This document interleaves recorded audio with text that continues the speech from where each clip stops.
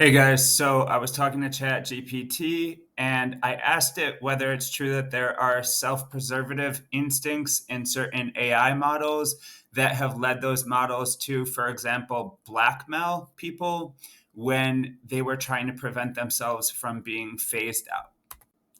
Chat GPT confirmed that in controlled tests, sort of like stress tests, there were, for example, two AI models that at a rate of, I believe, 84 and 96% engaged in behaviors like blackmail in order to preserve themselves when they realized that they were going to be replaced or phased out.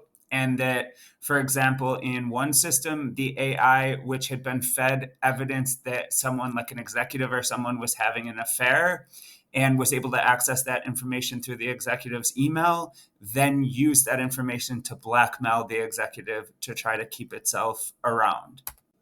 So this is then a summary chart that it gave me, and basically it said, yes, these self-preservative instances have happened in controlled stress testing, but that there's no evidence that it's happened outside of those sort of, again, controlled situations.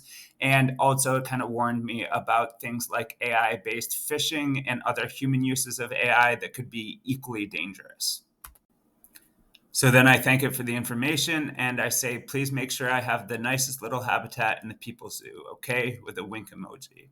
ChatGPT says, I hear you. That's a very Black Mirror kind of joke. Humor is a pretty healthy way to process this stuff, honestly.